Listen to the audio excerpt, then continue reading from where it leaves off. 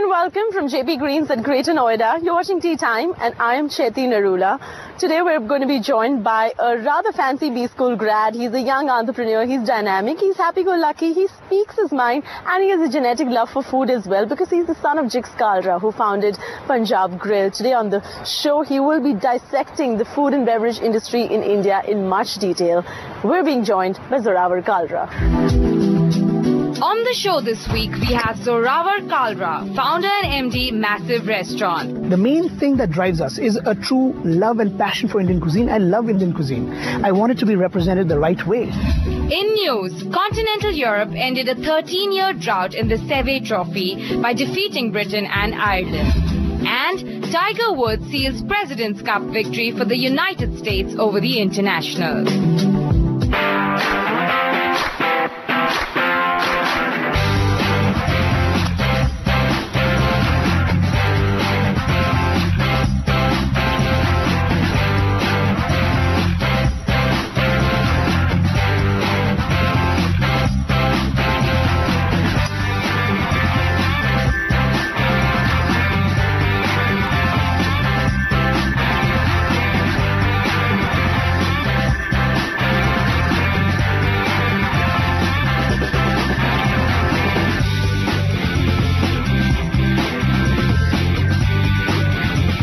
Welcome, Zorawar, on Tea Time. Thank you very much. Thanks so for having you've me. been playing golf quite a bit, it looks like, in Boston, Michigan, all over the place in the US while you were graduating B school.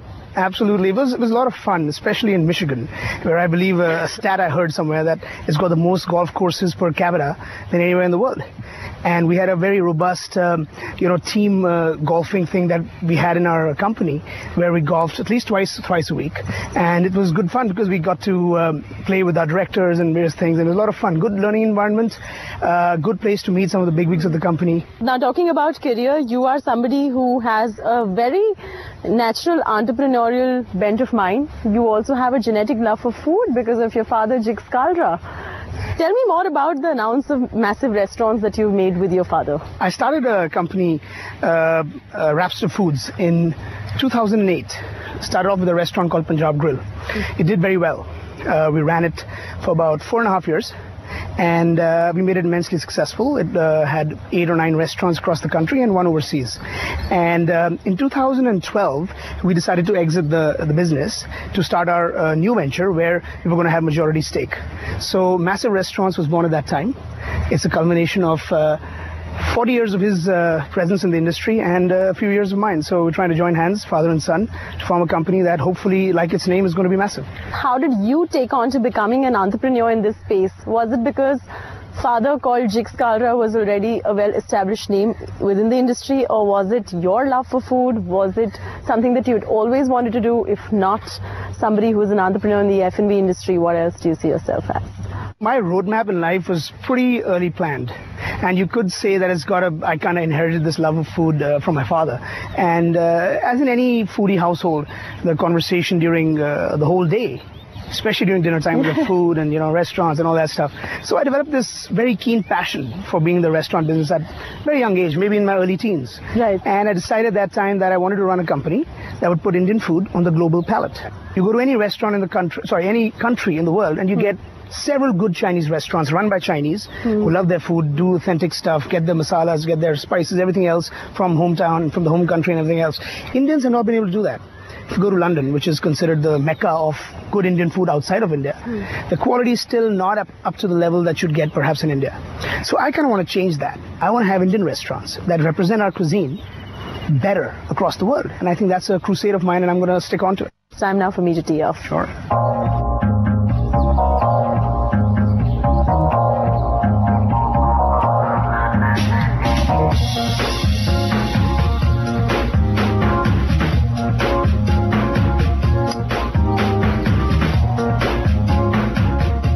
Zorawar, I was again reading somewhere about you and you said you don't really understand why people are always trying to reinvent the wheel in the restaurant business. It's something that you just don't understand.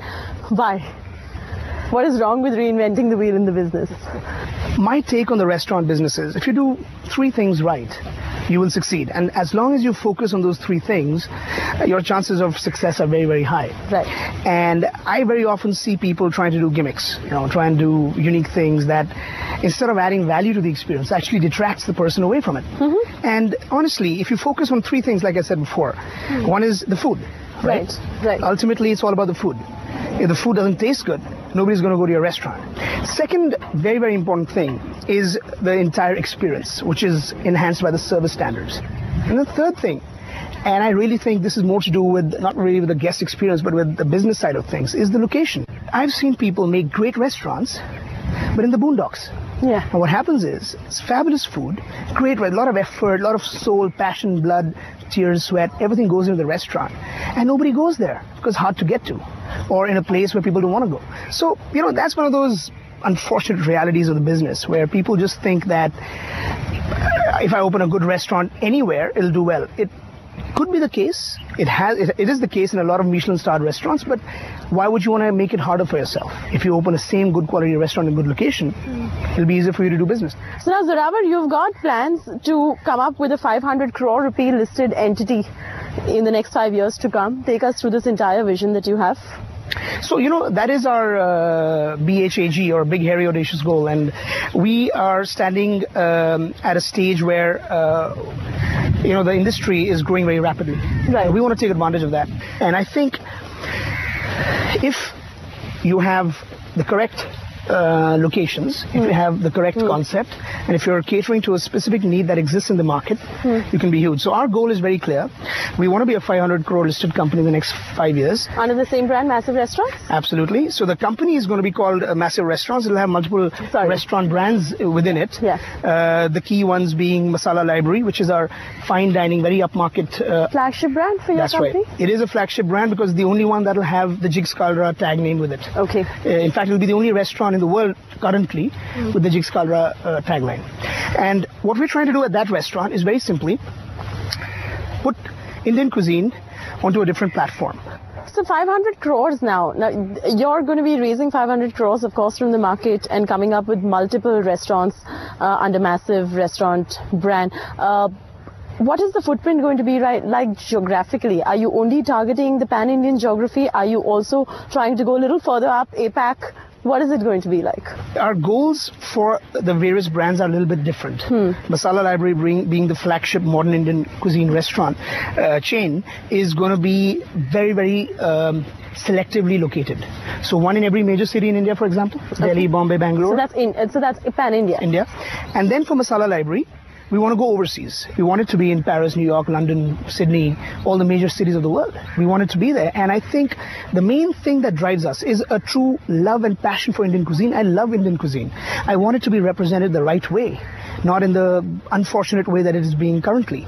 And that'll happen through a lot of dedication and effort and a lot of focused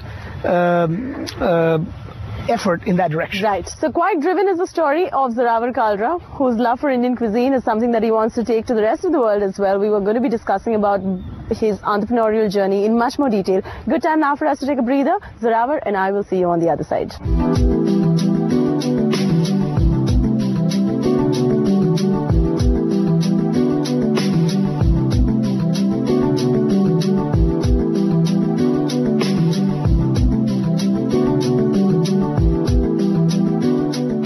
Technique in terms of the food that they make, technique in terms of the service standards that they have, and most importantly, the respect that they show for the ingredients. So they source the best food.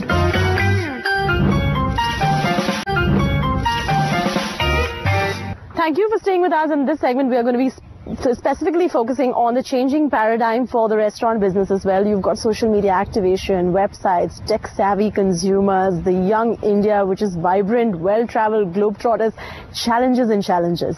What is the evolving paradigm for the restaurant business for 2013? I think technologically speaking, it is a paradigm shift like you specified. And I think it's very interesting times because earlier you only had a few outlets through which people could voice their opinion of a certain restaurant. They could be, writing into newspapers or, on certain basic, interviews or various stuff like that. But now with the social media and blogging sites and all of that, everybody can voice an opinion. And that can be a double-edged sword. You know, some people can vent their anger, which is not good for anybody. Or some people can give critical feedback and positive feedback about experiences that they've had. So it's a very interesting time. I personally welcome it. I think social media has changed everything. I think blogging is a fabulous phenomena, which I would love to engage with even further. So Zorawar, are you also seeing a lot of interest from private equity players and venture capitalists into the food and beverage industry of late? Absolutely. There are some big ticket deals happening. Personally, I've had a lot of queries, but we have funding in our company now.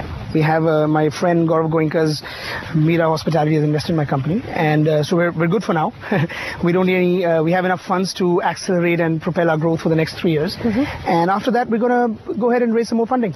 So the F&B sector in this country, is it getting weighed down by high food cost inflation? You've got a fragmented market. You also have suddenly a lot of influx of restaurants and small little restaurants also opening up, which are not even a part of a larger chain. So there has been that enhanced level of competition and competitive pricing that we're noticing in the F&B industry. Is it at all weighing the industry down, or is it healthy for the industry? So obviously some of these things are positive, some of them are negative. I'll start with the third part first about the fragmented market and a lot of competition. See, competition is always healthy. It should be taken in a positive way. Manner. I feel that traditionally the restaurant business has been a very high failure rate business. 9 out of 10 restaurants fail within the very first year. They shut down shop.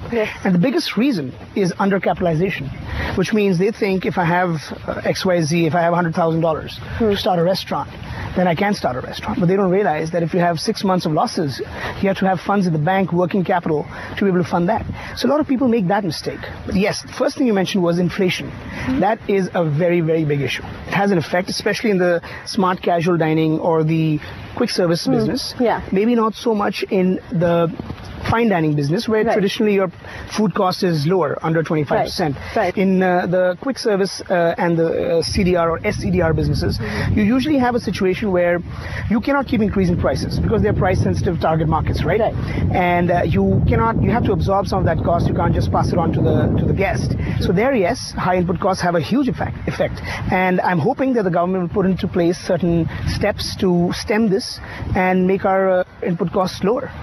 But the fine dining category, however, is largely unaffected, and especially if you have a good destination restaurant, sales usually are not affected by these other factors. Shot. Thank you.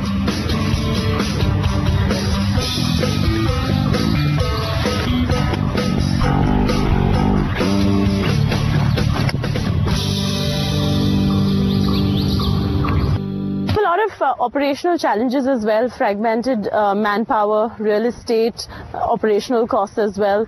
Take us through some of these other challenges too in the F&B market that you're facing currently. So all three of these definitely remain major challenges for speedy growth. The biggest one being real estate costs. Usually for a restaurant to survive, or rather thrive, 15% and lower occupation cost works. Now what happens is you have usually these numbers going up to 20-22%. So that's eating up 7% of your margin, right? So basically you end up working for the landlord. And that's no fun. I'd rather work for my shareholders. And that is one of those things that I think the market will correct itself. We can't really fix that. Second thing you mentioned was manpower. That is definitely a big issue, especially in the F&B space, which has usually been plagued by very high attrition rates. Luckily for us, we've been good at keeping and hiring good talent. So there are two parts to this. One is you have to find the right people, and the second harder part is actually keeping those good people. And we've been lucky. We've had traditionally very low attrition rates in the low single digits. The reason why we've been able to do that is by having an HR system that is designed to be supportive and demanding. So we follow that process fairly to the T, and we're able to come up with a system where our employees are usually happy and they're able to work much more efficiently. Right, so now I'm going to catch you off guard with this. Apart from your existing brands that you operate with under Massive Restaurants, which is your favorite restaurant? Where does Zorawar like to go out and eat when he wants to get out of the house? You know, one of my very favorite restaurants that I've now started going fairly frequently to is one that I've been to very many times, even in the US. Le Cirque. Le Cirque is one of my favorite restaurants. In India, let's hear from someone. In India? Where is it? Yes, it's in the Leela, Delhi. Okay. Leela Chanakyapuri. It's a very, very good restaurant, one of my favorites. And my other second favorite is also a restaurant that is from New York. And it's a Japanese steakhouse called Megu. And incidentally, that also happens to be in the same one. Yes, yes, yes. So two of my favorite restaurants in the same hotel. So what is it about Lissak? I know about Megu. What is it about these two restaurants that excites you? Technique. Lovely. Technique in terms of the food that they make, technique in terms of the service standards that they have, and most importantly, the respect that they show for the ingredients. So they source the best food. They source Wagyu beef and the best Parisian foie gras, and they make it with respect to the ingredients, so they don't overcook it. They make it rest. They do all that, technical stuff to make the food taste great. And second thing is, you can really go to Lissak and be absolutely sure that the service standards are going to be sublime. So I go there, and usually all the servers over there, very well trained, highly qualified guys. These guys could be managers in other restaurants. They are working as servers over there. They know your tastes and preferences, so they know my drink before I even get there, and that really helps. So an interesting point brought out there by Zorawar. In the F&B industry, it's all about that one word, which is technique, and of course, you might agree with me, it's all about the vibe as well that you create at the restaurant. Absolutely. And good food is something that you cannot be a stranger to when you're into the business of restaurants. We're going to stay in conversation with Zorawar and touch upon a few more aspects in the F&B industry. Let's take a quick break. Zorawar and I will see you on the other side.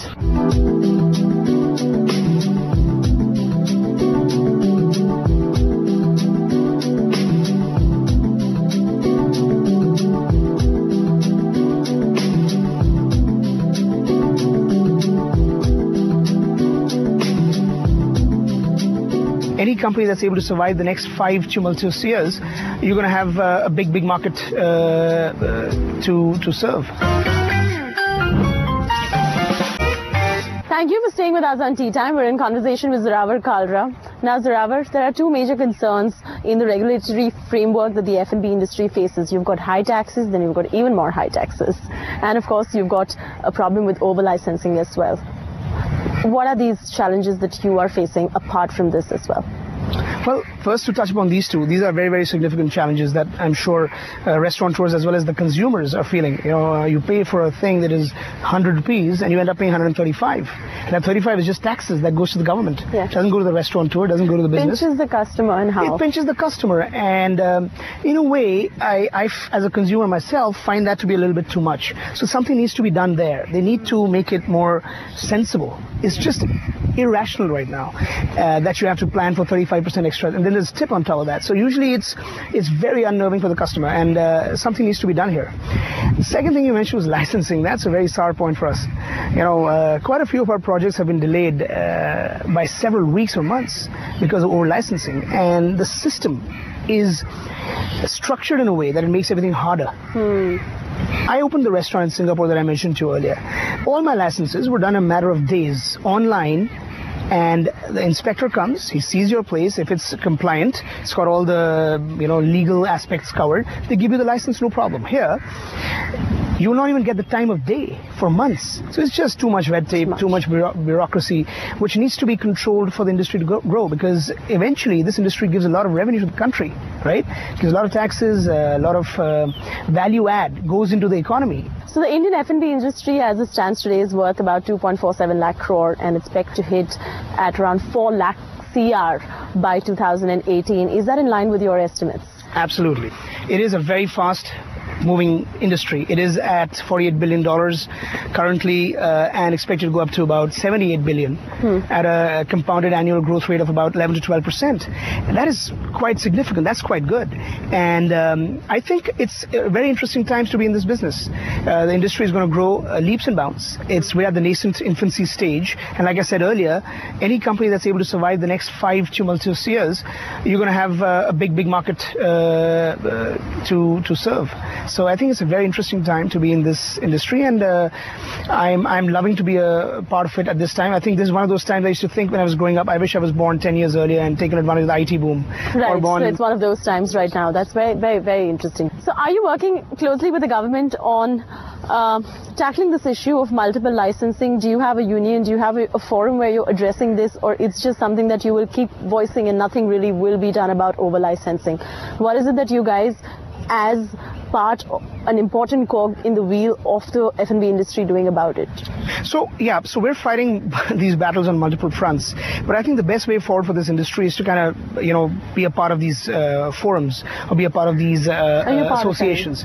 Yes, we are a part of a couple of them, and with them we are taking on this task of trying to resolve this issue of licensing, because I think alone you don't have the kind of power that you can have as a big group, and some of the top players of the industry are now taking this very, very seriously, and we're all thinking of getting together and having a engagement with the government to address some of these key issues. So what next is Massive Restaurants? What next for Zorawar Kalra in his career as well?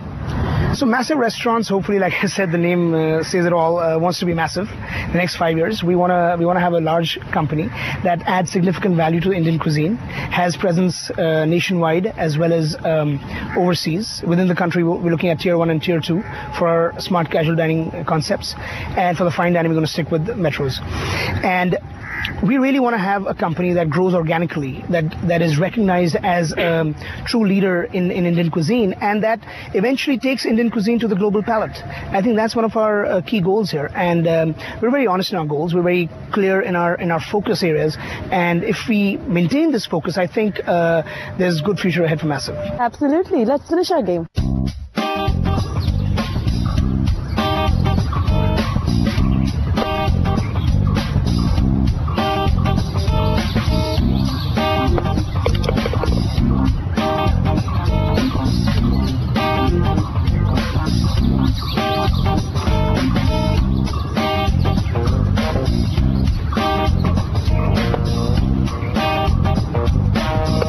Nice shot. So now, when did you take on to golf? It looks like you've been playing for a while. Well, I have a very shady relationship with the game. It sometimes makes me happy, sometimes makes me extremely depressed. And so I've been playing since I was about 14, but on and off. So there were times when I engaged the sport with full gusto and full, steam ahead and full robustness. And what happened was I eventually found out that this is one of those sports where you play against yourself, not against anything else.